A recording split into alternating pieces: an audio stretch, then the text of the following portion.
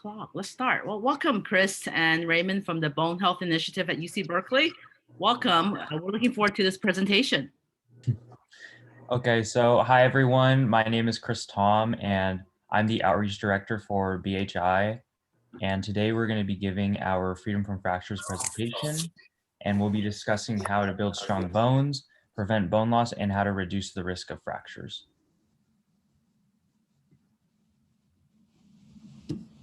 Hi, my name is Sabina Ifunyaeva. I'm also part of the outreach committee at BHI, and I would like to introduce our mission. It is to engage, educate, and empower people to build and keep strong bones for long and independent lives. So what we'll cover today is osteoporosis, as it's one of the risk factors for breaking a bone, but it only accounts for a portion of your overall risk. We'll also talk about the relationship between osteoporosis and fractures. Furthermore, we'll discuss some of the other less discussed risks, how to calculate that risk and use it to make treatments and lifestyle decisions. Finally, we'll talk about the next steps you can take based on your risk. So how bone changes? What about the bone? So how throughout our life cycles, bones are built, broken down, and rebuilt. As bone is a living tissue, to keep bone strong, your body breaks down old bone and replaces it with new bone. And once you reach your peak bone mass, which is at around 30 years old, as shown here in the diagram, the remodeling process stays balanced. But around menopause for women and about age 70 for men, there's a rapid period of bone loss. During the 5 years around menopause, women can lose as much as 25 to 30% of their bone mass. Men continue to lose bone density at a steady and slower rate, but about age 70, they also experience a rapid bone loss. Having an understanding of how bones develop helps us understand how we can prevent osteoporosis. There are very important things we can do to support our skeleton throughout our lives. Today, we'll talk about what you can do to help optimize and preserve bone density and limit behaviors that are bad for your bones and can set you up for having a fracture in the future. Osteoporosis is a disease. Here we see a healthy bone shown on the left. It is strong, it holds us up, it protects our internal organs and assists muscles to move us around. When bones of the skeleton lose their mineral density, the structure becomes thin and unable to take normal weight, leaving bones that break easily. You can see that the bone on the right is thinner and not even connected in some places. This bone will break easily even with very little impact. We frequently hear about people sneezing and breaking a bone or reaching for something in the cabinet and hearing a bone pop. Osteoporosis is silent, but women can lose up to 25% of bone density in the 5 year around menopause. Bone loss continues at a 0.5% per year after menopause. Muscle mass begins to decline at 1% per year after age 50. And the two warning signs of osteoporosis are the loss of height and a fracture. A fracture such as a wrist fracture from a low impact fall, like from standing height. So let's go over the questions on the fracture risk calculator. Natalie can explain why these factors are important and answer any questions that you have.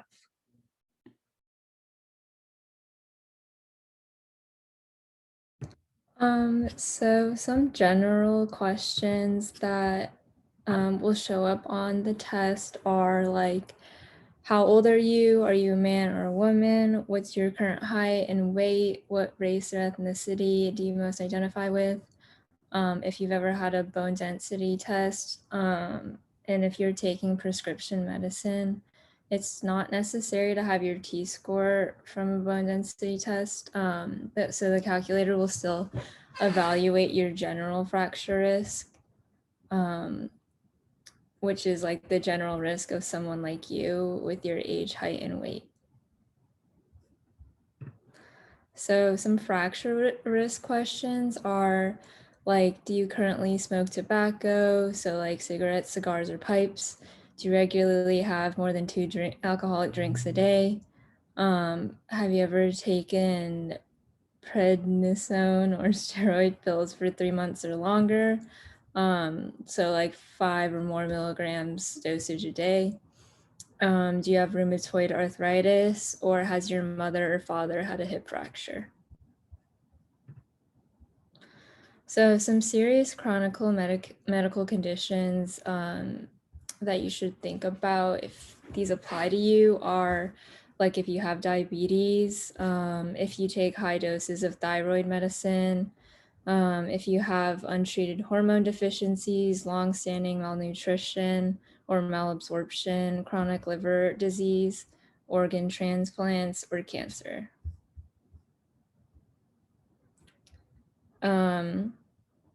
So it's also really important to consider if you've had previous fractures. So ask yourself, have you broken bones with little impact, such as a trip or a fall from level ground since the age 45? And so any fall from a standing height or less that results in a fracture could be a warning sign for osteoporosis. And this fractures can be a sign of underlying fragility. And then, so when you complete this questionnaire, make sure to include your email address, where the event is being held, but your name is optional. If you don't have a smart device though, you can complete the paper questionnaire and then we will email your results. Don't worry about filling this out now. We're going to be showing you how to go through it later in the presentation.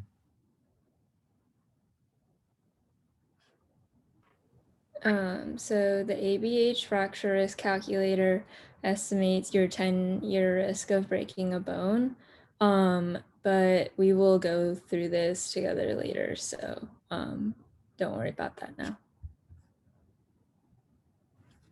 Now we will talk a little bit about how to read the results from the graph.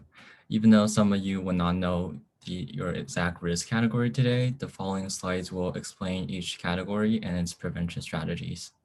So this is a sample of what the graph will look like on your smart device. The blue dot shows your current risk. The dotted line is the risk of someone who has the same race, gender, and age as you over time. You will notice that your general risk goes up as you age. And just below the graph, you will see that your 10-year risk of any fracture and your 10-year risk of a hip fracture. You will also see the average risk for someone like you. In this particular example, the risk for this person is consistent with her race, gender, and age. In the fine print, we can see that she has a 4% of 10-year risk of any fracture and a less than 1% of hip fracture risk. Also, it is important to note that additional risk factors such as long-term use of steroids, a previous fracture, certain medication, etc., will put her above the fracture risk curve for someone like her.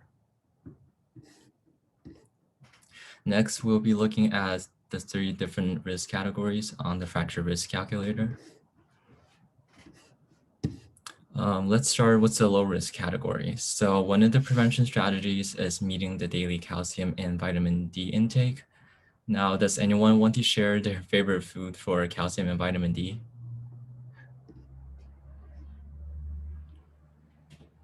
Okay, I'll just go over some. Oh, go ahead, please. Milk. Yeah, of course, yeah. Yogurt. Yeah, those are some good examples. So some other good foods for bone health include dark leafy greens such as spinach and kale, broccoli as well. Also legumes such as beans and lentils, and of course meat and dairy products. It is also recommended that you quit smoking, limit alcohol, and do weight-bearing exercises.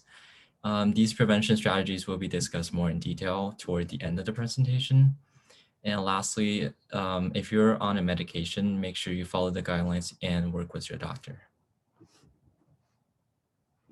For moderate risk, you should be implementing all the strategies from the low risk category, plus all the above suggestions on this slide, namely getting a bone density test if you have not had one in 2 years, and understanding the risk factors and how to reduce them. We're about, let's see, halfway through the presentation. Does anyone have any questions about anything we have covered so far? You didn't mention do. taking the calcium pills. Do you suggest that? Sorry, could you speak up a little bit? Do you suggest taking calcium supplements? If you can get enough calcium from food, then taking a supplement is a good substitute for that. Okay. You also mentioned broken bones. Were you saying that if you have broken bones, or if you've had a broken bone in the past, is that bone more likely to be broken again? Chris, do you want to get that question? Yes, if let's say you've broken your arm before, you are more likely to fracture that bone again. Thank you. Also, just want to add something here. If if one of your family members, especially if they're your parents, have broken their hip bones, you are more likely to break that bone too, your hip or your leg bones too. So watch out for those two.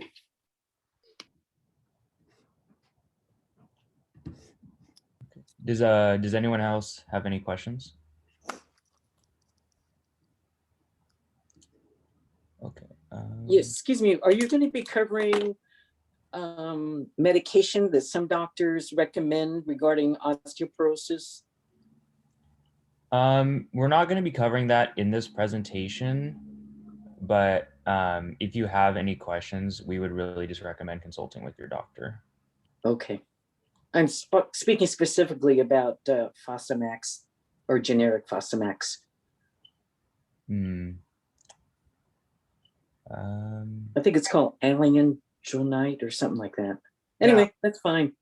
Isn't that medication for osteoporosis that most patients would take weekly? Yes. Okay.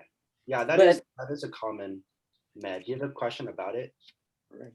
Well, I guess the question was, and I just wondered if you're going to cover it because there are some risks to it, of course, and some people aren't willing to take the risk. So I just wondering if you had any pros or cons or about taking it.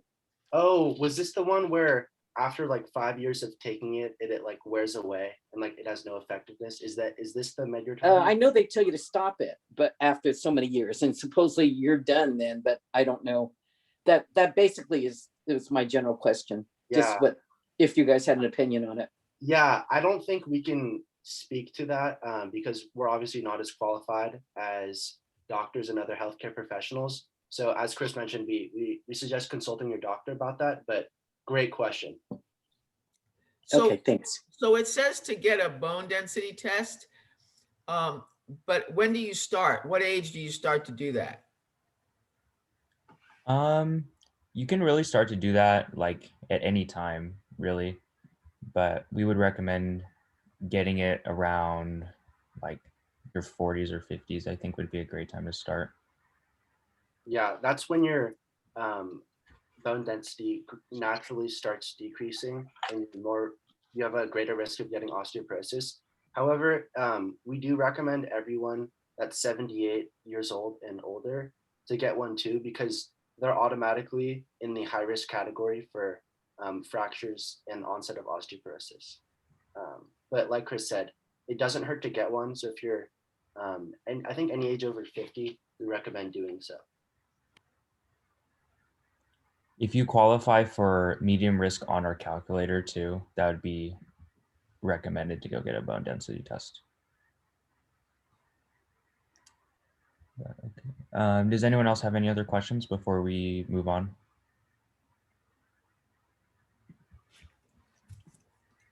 Okay, go ahead and continue, Raymond. Sure. So for high risk category, people need to do everything from the first two risk categories and also consider medication. They should also make sure they have had any secondary causes thoroughly tested before taking medication.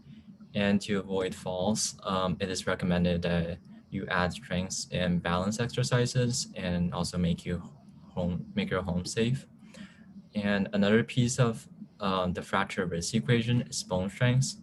A test that is available at some imaging centers is called TBS trabecular bone score. It is a separate x-ray of the spine and an out-of-pocket patient expense. The test will give you additional information that your doctor can use to adjust or support your fracture risk status. Speaking of medication, a New York Times article in 2018 reported an alarming trend.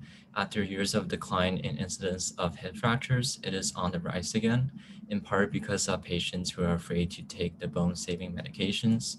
Basically, the take-home message is that depending on your category, you may want to consider medication. And again, speak to a doctor about the best options when considering medicine.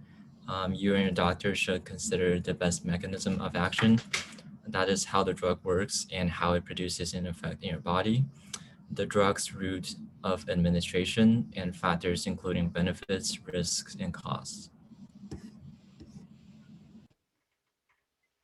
Awesome, thank you, Raymond. So we're now going to go into talking about understanding your risk of breaking a bone and the different factors that can further your risk of developing osteoporosis in the future. It's really important that you understand your risk of fracturing a bone because each individual's risk may be higher or lower than someone else's. So it really varies based on each person. And studies actually show that 1 in 2 women and up to 1 in 4 men age 50 and older end up breaking a bone because of osteoporosis. And this is a pretty substantial percentage of men and women. So we'll next be talking about factors that can go into calculating your individual risk. So these are just different factors that affect our risk. So a lot of these factors are things that you cannot control, such as your age, gender, genetics, and race. And your height, you also have limited control over, but weight is something that you do have the most control of adjusting. So for age, we'll just be going through the list, but for age, your fracture risk does increase as you get older, just because, as mentioned before, your bones do get more brittle naturally. Gender is also a factor that affects, or that has a higher risk for women compared to men, because women start losing a hormone called estrogen. For height and weight, fracture risk increases if you have a lower BMI, which stands for body mass index. And as far as race, fracture risk is higher for the white and Asian population, but it can affect all races. There's also different lifestyle factors that can increase your risk of fracturing a bone. But the 2 top factors are smoking and excess alcohol consumption. So there's a direct relationship between tobacco and decreased bone density, because when you smoke cigarettes, the smoke actually produces excessive amounts of protein that can trigger our natural response that breaks down bone. So if you can, you want to try to cut down on smoking or completely cut it out of your lifestyle if you can manage that. For alcohol intake, excess alcohol does also contribute to lower bone mass. So excess alcohol is defined as more than 7 drinks per week for women and more than 14 per week for men. And 1 drink is defined as 5 ounces of wine, 12 ounces of beer, and 1.5 ounces of hard liquor, just to put it into perspective. And excess alcohol has also has negative consequences for fracture healing, because when you drink too much, your stomach can't absorb the calcium adequately. So consequently, your body will start to take calcium from your bones, which is not good because this will only weaken your bones.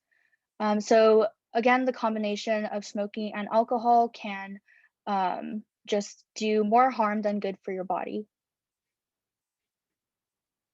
There's a lot of other factors that can affect our bones, and they may lead to fractures. The first one being loss of muscle mass from inactivity, which leads to decreased muscle strength.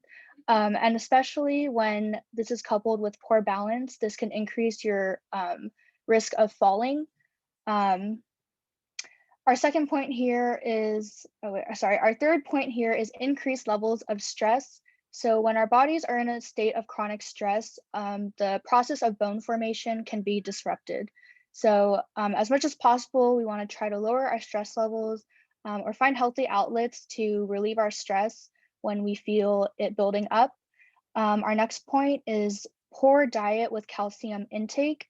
So we said that calcium is really important to have in our diet in order to build healthy bones. So things like milk, as someone said, or cheese or other forms of dairy and just other sources of calcium that you can find in your diet are really important for building strong bones. And low levels of vitamin D also can contribute to our risk for fracture because vitamin D is necessary in order to make use of the calcium that our body absorbs. So how many of us spend some time of our day outside? Can I just get a show of hands or raise of hands with the icon? Okay, awesome. I see a couple hands raised.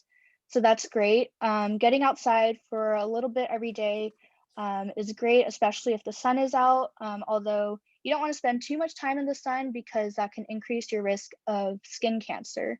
But the sun is a source of vitamin D, so that's great for those of you who raise your hands.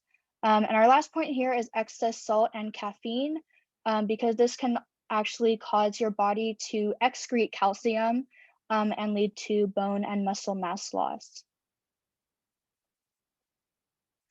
So on our next slide here, we have a couple more conditions that can increase our risk of fracture. The first one is diabetes, which can increase your risk of fracture because of excess blood sugar, and it affects something called collagen in your bones. But all of the diseases listed here not only cause bone loss, but they can also increase your risk of a fracture caused by falls. But sometimes medications used to treat these chronic conditions can also accelerate bone loss or increase your fall risk. So it's important to also consult with your doctor to discuss the medications and their possible side effects and effects for the future. Rheumatoid arthritis also has risk for osteoporosis and risk fracture. And the inflammation that one experiences because of arthritis can also contribute to bone damage. And our last point here, oral steroids are also prescribed for various conditions, but they can also lead to bone loss by preventing the bone remodeling process from working properly. So again, you want to always consult with your doctor before starting any medications. These are just more conditions that can also increase your risk of bone loss. When you have a serious chronic medical condition, oftentimes the way it's treated, or if you don't treat it at all, can lead to bone density loss or bone quality change. And either of these can actually result in fractures. So like I said a couple times already, it's always important to work with your doctor in order to manage your treatment effectively. And it's also important to minimize some of your lifestyle risks that we discussed earlier. So some medical conditions and their treatments can cause bone loss, such as taking high doses of thyroid medication. And this here is considered greater than 250 mcgs per day over a period of 2 years. Cancer can also increase your risk of bone loss. Treatments like radiation, chemotherapy, and even some surgical treatments can lead to bone loss, and long-standing malnutrition or malabsorption can also accelerate bone loss. If you have serious untreated hormone deficiencies as well, such as your sex hormones or estrogen and testosterone, this can also accelerate the bone loss process, as well as chronic liver disease and organ transplants. Okay, our next slide actually answers a question that somebody asked earlier. So basically, like, fracture history increases the risk. And the main takeaway from this slide is that previous fractures increase the risk of future fractures. So does anybody want to share a story of a time where they broke their bone? I know it can be like kind of embarrassing, but if not, do any BHI members want to share one? I will share one. I broke my bones 3 times, and every time I got out of the cast, my joints I always felt like they were a lot weaker. And especially in 9th grade, when I broke my wrist right before the basketball season, I couldn't even shoot just because of how weak my muscles and my bones were. But I was advised to do different weight bearing exercises to just like strengthen in my muscles and work on my strengthen everything around it, that I was able to get back to the form and not feel pain after even like a couple months of PT. So I just like advise that even though it might seem that it hurts and it's really lost cause, sometimes even like PT can help strengthen the muscles around the bones to help it aid in movements. Yes, thank you, Sabina, for sharing. And so, yeah, basically we do not inherit like physical fractures, right? So like if your mom or your father had a hip fracture, you're not going to inherit that like specific hip fracture, but you do inherit 65% of the genes and predispositions. So therefore you're still at higher risk. And we fracture for a reason. So sometimes that reason is related to the quality of our bones, so the fragility of it. And after a fracture, it changes the alignment of your body. So it puts it out of like its system, and it makes subsequent fractures more likely. New research published by the Osteoporosis International in 2018 indicates that breaking a bone causes bone density loss throughout the body and not just the sites close to the fracture. So therefore, if you break a bone after the age 45, you're twice as likely to break another bone, as Alex mentioned earlier. And if you have a spine fracture, you're 4 times as likely to have another spine fracture. I'm sorry, I saw a hand raised. Diana, did you have a question? Oh, I just had a comment. I did break my ankle one time when I was getting out of the car. I put my heavy purse on the floor of the car, and then my left foot hooked onto the strap, and so it pulled me down to the concrete pavement, and I broke my ankle. My whole leg was black and blue. It took me like 3 months in a boot before I healed. Yeah, just make sure, thanks for sharing. But yeah, so as we can see, like it's pretty dangerous, right, to like break a bone.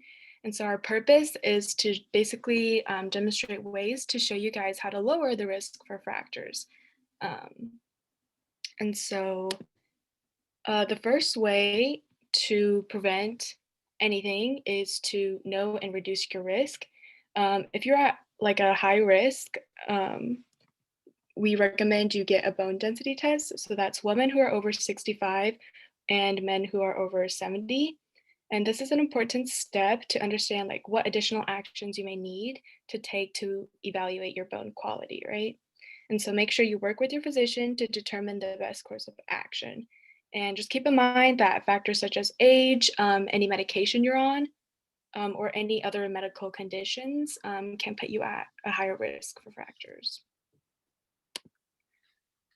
Okay, so the first way to reduce your risk, as I think someone mentioned earlier, is diet. Diet is really important. And the first thing we're going to focus on is calcium. So Raymond mentioned earlier that calcium is crucial to more than bone health. It's important to building bones and keeping them healthy. And calcium also enables our blood to clot and our muscles to contract and our heart to beat.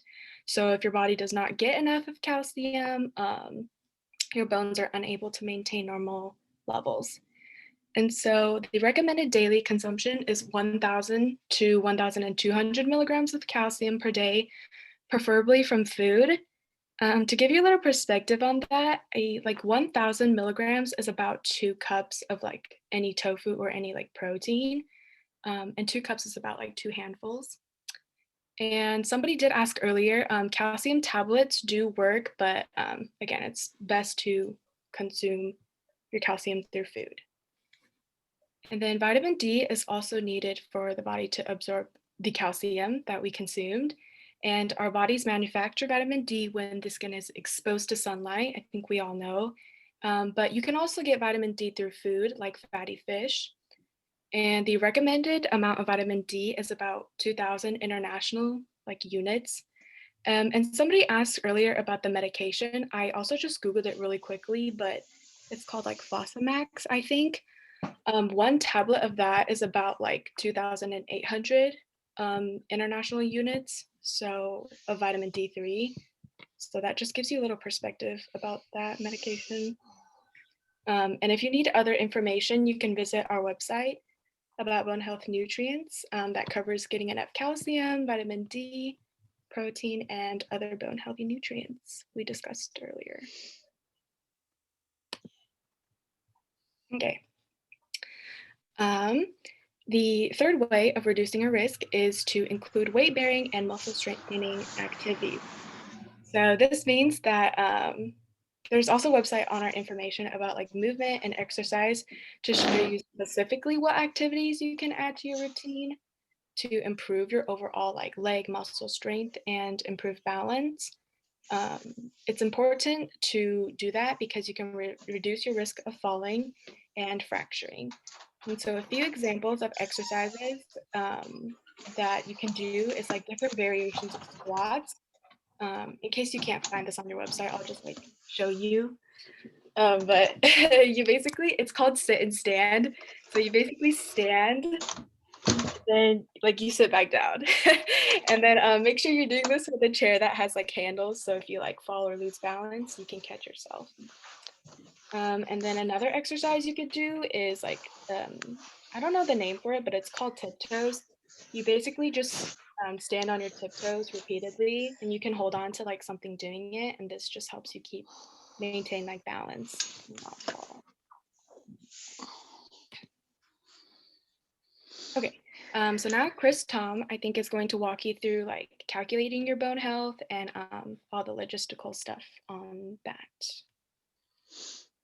Okay, so yeah, now we're gonna walk you through how to fill out the calculator. Give me 1 second.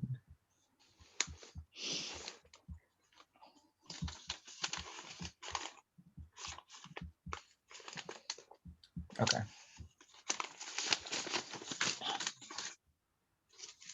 So Alex, do you wanna pop in here? Yeah, so this is the calculator that we referred to earlier on in this presentation.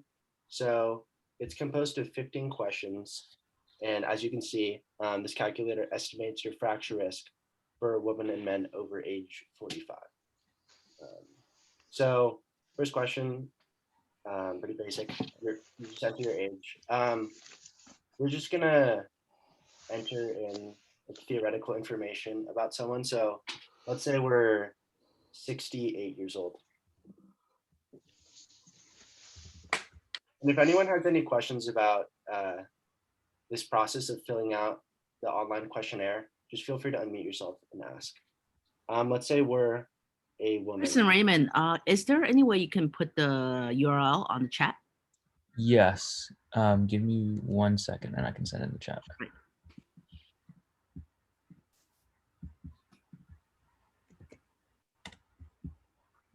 There we go.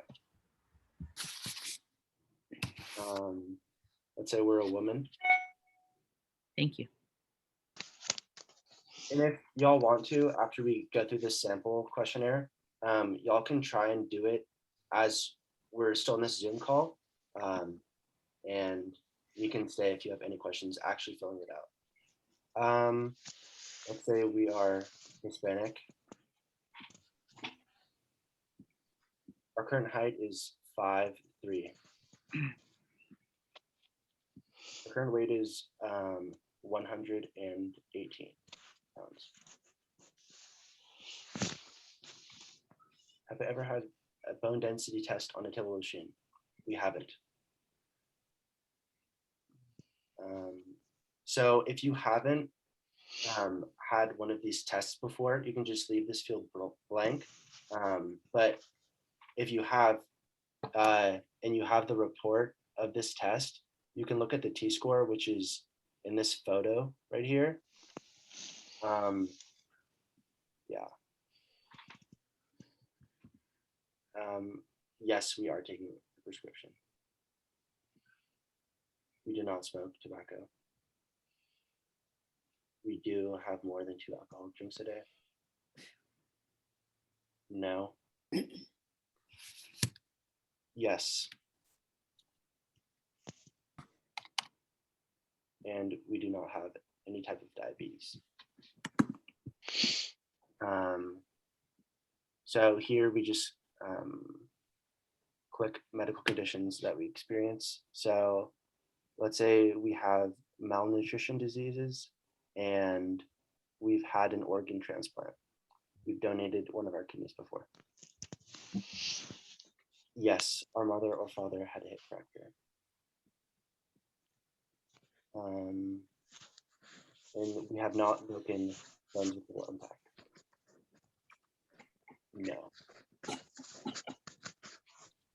Yes.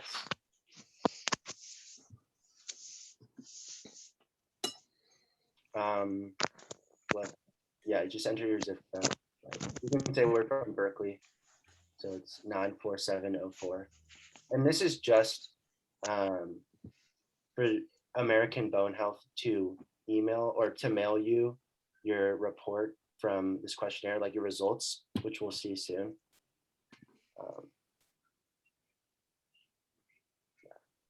So once you fill out all this information, it'll show you this graph and it'll show us our risk too. So what this black sort of line here that goes through this bottom part of the graph, so the green section, until about age 80, and then it goes to the yellow section, which is moderate risk. So the green section is low risk, the yellow section is moderate risk, and the red section is high risk. So as you can see, so in this questionnaire, we said we were 65 years old. And at age 80, we see that we transition from the low risk to the moderate risk. So we have to watch out for that and make sure we're implementing all the bone strengthening tips that Sheng referred to in the previous slides. But everyone's trajectory is going to look different. And this is particularly healthy because usually the average trajectory for someone at age 80 is in between the moderate and high risk categories. So that black dot at age 80 would actually be a column above. And then after this graph, it just shows us some facts. So our 10-year risk of any fracture is greater than 45%. And the average risk of any fracture for our age is 7%. And then our 10-year risk of hip fracture. And then I think if you scroll down, there's some more information. So we can download our report, and here's just some more information about what we can do with the results. So as I said, there's different things we can do if we are classified in the low, moderate, or high fracture risk categories. So you can download this, print it out, and I think you can actually have it mailed to you as well. I'm not sure if that's an option anymore. But yeah, you can also have it emailed to you. Does anyone have questions about filling out this questionnaire and what it means? Yeah, how do you do it? Like, am I going to go to the chat or? Yeah, so can you try clicking the link that Chris sent in the chat? Okay. And then essentially what you do is just fill out the Okay. questions just as I did. Okay. Does anyone else have questions about it? Or it can be about any part of the presentation today. I would imagine if you are moderate risk after taking the test, you have to consult your doctor, or do you wait till you're in the third category, high fracture risk? Yeah, so moderate risk, we recommend consulting your doctor, especially if you are over age 78, because that's when you're on it, like naturally in the high risk. So yeah, consult your doctor if you're in the moderate or high risk. Thank you. Yeah. Tina, I kind of think that from my experience that if you're a woman particularly, they will discuss at some point osteoporosis or Right. osteopenia, etc. So I don't know for men if it works the same way, but that's what I know. Hmm. Yeah.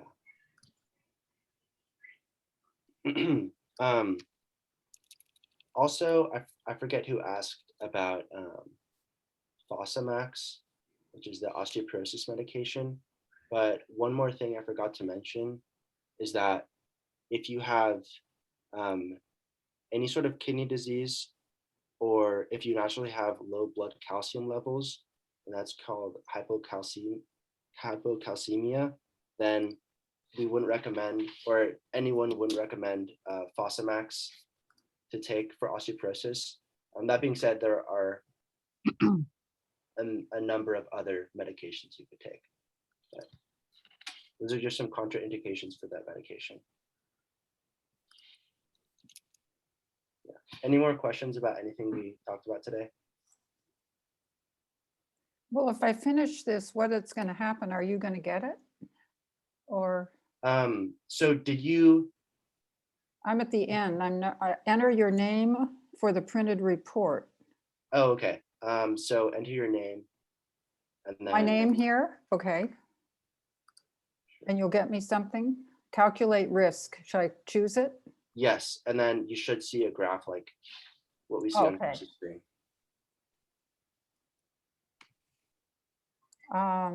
I don't see a graph. Let's see.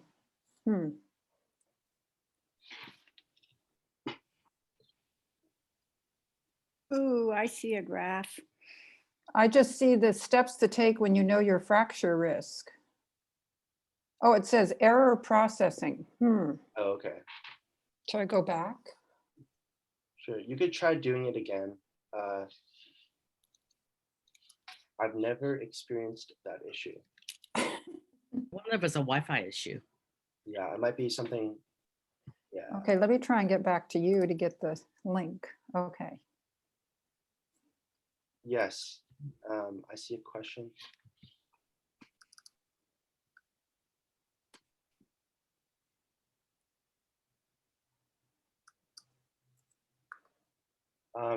Miss Garcia, do you have a question?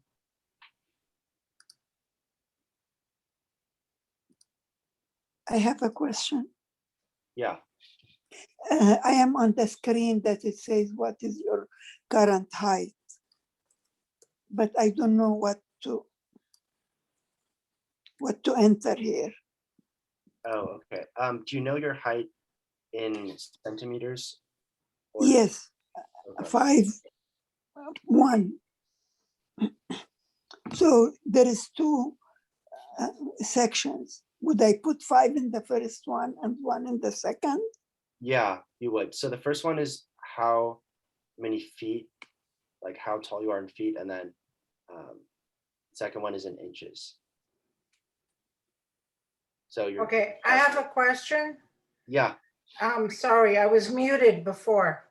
No Could worries. you clarify what you meant when you said that one of the things that you could do is be sure to take proper amounts of vitamin D through fish and protein? What's the difference? So what kind of protein? The type of protein. So we don't recommend a specific type of protein. No matter the nutrient, we recommend getting it through natural sources like meat or legumes or tofu. Vitamin D is often in fish like salmon and certain types of shellfish too, and nuts as well. And there's also protein in nuts. In terms of vitamin D, we recommend, I think it was 2,000 milligrams, upwards of 2,000 milligram or 2,000 international units per day as your daily intake for that one. Does that answer your question?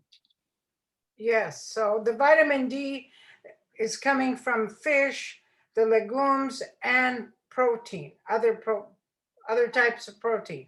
Yeah, and for vitamin D deficiency is a pretty big problem. And it's okay to take a supplement for that. In fact, we'd recommend it because it's difficult to get vitamin D from your diet. So even though you're eating like healthy foods, it's still hard to get enough vitamin D. So consider taking a vitamin D supplement. I see. Okay, thank you. Yeah. One more question on that. Would you recommend is like orange juice with vitamin D or calcium supplement? Is that better than nothing or? Yes, yeah. So many orange juices these days are fortified with calcium and vitamin D or one or the other, and we definitely recommend those. Yeah, and you'd often find this on the actual label of the orange juice box. So it'll say like calcium added or vitamin D added. You had a question, you had something about BMI. If you have a low BMI, then you're more likely to fracture something, right? I think so. So I thought keeping your weight down and having a good BMI is good, but now you're saying no. I think you're referring to like a abnormally low BMI. Oh, abnormally, not if it's normal, it's okay then. Yeah. So Okay. do you want to add anything? Okay. I can add something. So the reason why low BMI increases your fracture risk is because low BMI is usually associated with things like low bone mineral density and like muscle weakness. So these factors contribute to just your risk of increasing or contribute to increasing your fracture risk. So yes, abnormally low BMI especially does run that risk more. Okay. Don't you think walking is good because it's weight bearing? Yes, walking is excellent. It does build your bone density, which is great because we want to focus on exercises that do have high impact on our bones so that we can build up our density. Will you guys be here for dinner or do I need to make something for myself? Question mark.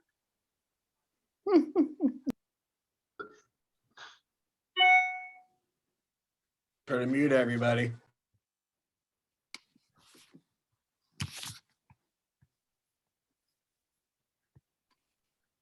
Okay, are there any more questions?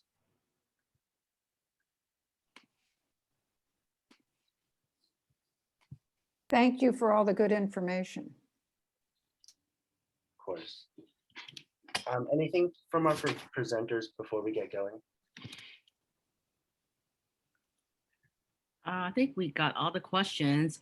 For the audience, if you can help us do a quick poll, that'd be great. Thank you. Thank you, Chris. Thank you, Raymond. Thank you, the entire UC Berkeley team. Of course, thank you for having us to come present. It was a lot of fun. Thank you. Thank you. Thank you. Your information.